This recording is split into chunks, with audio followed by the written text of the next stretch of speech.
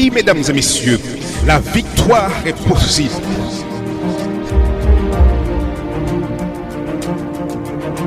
Ne perdez pas espoir.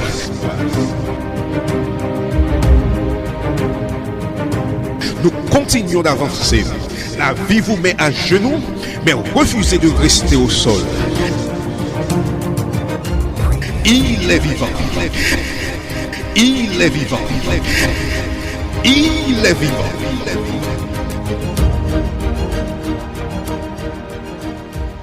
Mesdames et messieurs, RJV vous présente votre conférence biblique Voici ton Dieu.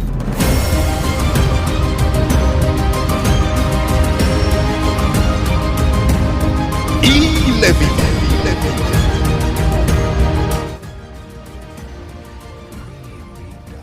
Salut chers auditeurs et amis internautes. Ravi de vous retrouver dans notre série La Maison du Père.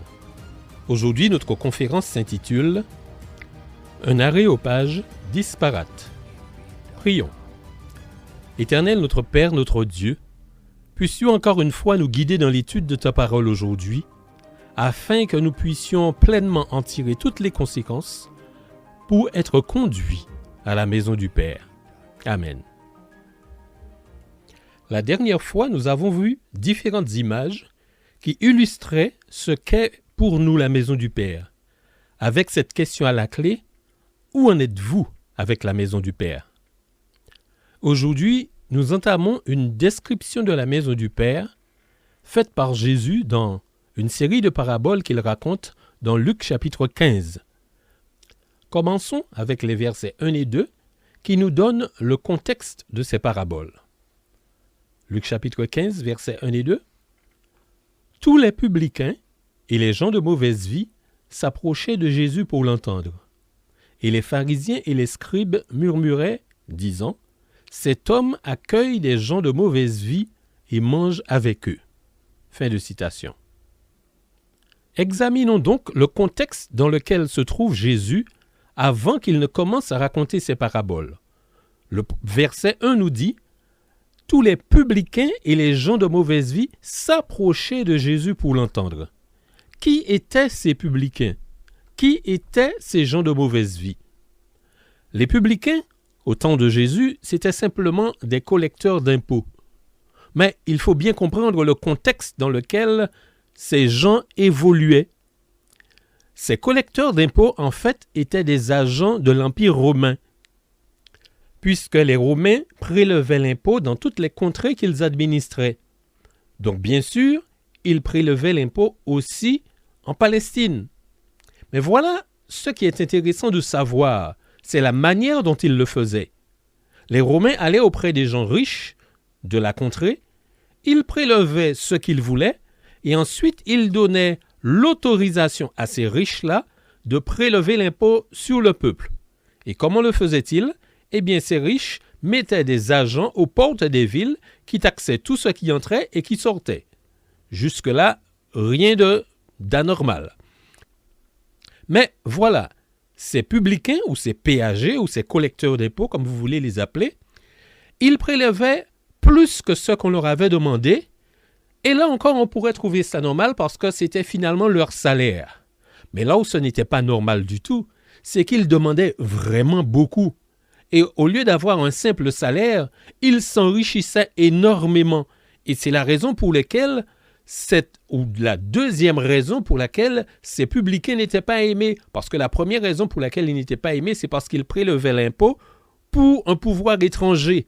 Or, les Juifs qui payaient déjà l'impôt du temple pensaient qu'on ne devait l'impôt qu'à Dieu. Donc, c'est la première raison pour laquelle ils n'étaient pas aimés. La deuxième, c'est que c'était vraiment des escrocs. Ils profitaient, ils abusaient des gens et ils devenaient très très riches à cause de ces excès qu'ils faisaient sur le peuple. Donc, voilà le type de personnes qui se trouvaient auprès de Jésus lorsqu'on parle des publicains. L'autre catégorie, c'était les gens de mauvaise vie. Alors, jusqu'à aujourd'hui, il y a différentes catégories de personnes que l'on peut trouver dans ce qu'on appelle les gens de mauvaise vie. À l'époque, c'était quoi? Eh bien, c'était des voleurs, des délinquants, des prostituées, des ivrognes, et ainsi de suite. Donc, voilà le type de personnes qui s'étaient approchées de Jésus pour l'entendre. Et donc, des personnes auxquelles Jésus s'adressait, qu'il parlait, il leur donnait la bonne nouvelle. Et voilà qu'arrive un autre groupe ayant lui aussi une double composante, les pharisiens et les scribes. Qui étaient les pharisiens? Les pharisiens faisaient partie de la secte la plus importante de la société juive. Lorsque nous parlons de secte, en fait, la société juive était divisée en différents groupes. Et le plus grand groupe, le groupe le plus influent, c'était les pharisiens. Ces gens-là se retrouvaient dans le Sanhédrin, c'est-à-dire la plus haute instance juive de l'époque, et c'était donc des gens très influents, très importants dans la société. Et avec les pharisiens, nous avons aussi les scribes. Les scribes, c'était en quelque sorte les intellectuels de l'époque. C'était eux qui écrivaient, c'était eux qui enseignaient. S'il fallait reporter à aujourd'hui, à de nos jours, ces deux catégories de personnes, voilà ce que nous pourrions trouver dans le groupe des publicains. Tous ceux que l'on considère comme étant des escrocs, des délinquants financiers, des arnaqueurs, des profiteurs, tout cela donc compose les publicains de notre époque. Et dans les gens de mauvaise vie, on trouverait à peu près les mêmes qu'à l'époque de Jésus, c'est-à-dire les délinquants, les prostituées, les ivrognes, les drogués, les SDF, etc. Tout ce que l'on considère comme étant les parias de la société en quelque sorte. Et de l'autre côté, dans le groupe des pharisiens et des scribes, ce qu'on trouverait aujourd'hui, eh bien pour représenter les pharisiens, on pourrait dire que ce sont les décideurs, les grands capitaines d'industrie, les grands politiciens, les personnages importants de la société, ceux qui décident du sort de tout le monde. Et parmi les scribes, eh bien, ce seraient les intellectuels de l'époque, les influenceurs, les gens de la presse, les gens des arts, les philosophes, etc. Donc, d'un côté, nous avons la France d'en haut et la France d'en bas, comme l'a dit l'un de nos hommes politiques. Et au milieu de ces deux groupes, nous avons Jésus. Vous imaginez aujourd'hui Jésus étant dans une ville, dans les bas quartiers, les quartiers malfamés, en train de parler avec ce genre de personnes que nous avons décrit dans le premier groupe, et puis, passant par là, une délégation d'officiels, qu'est-ce qu'ils penseraient de ce Jésus-là, qui se mêle à ce genre de personnes? Eh bien, lorsqu'on imagine cette scène, on comprend alors cette remarque faite par les pharisiens et les scribes en disant « Cet homme accueille des gens de mauvaise vie et mange avec eux. » Et vous, qu'auriez-vous dit si vous aviez vu Jésus en telle compagnie? Cela vous semblerait-il normal que celui qui se dit être le Fils de Dieu se trouve dans les bas-fonds de la ville en train de parler avec des gens qui sont répréhensibles par la loi à certains égards, moralement répréhensibles pratiquement à tous égards? Qu'auriez-vous dit d'un tel assemblage? Qu'auriez-vous dit d'un tel regroupement? Tous ceux qui ont une notion de ce qu'on appelle la bonne société et la mauvaise société se trouveraient effectivement à condamner Jésus pour être en pareille société, en pareille mauvaise société justement. Donc, Jésus a probablement entendu ou compris ce qu'il disait et Jésus va leur adresser la parole. Mais au lieu de simplement répliquer ou se défendre, Jésus va répondre avec une parabole. En fait, non pas simplement une parabole, mais 3 paraboles. Et justement, dans l'étude de ces paraboles, il faut bien comprendre une chose. C'est que souvent, lorsque Jésus parle en parabole, il ne raconte pas seulement une parabole, mais il raconte une série de paraboles. Et c'est l'étude de toute cette série de paraboles qui permet de comprendre le message qu'il veut délivrer. Et Jésus a un message à délivrer, tant aux publicains et aux gens de mauvaise vie qui sont venus l'écouter, qu'aux scribes et aux pharisiens qui ont fait cette remarque. Quel est le message que Jésus va leur délivrer? Comment va-t-il gérer cette situation?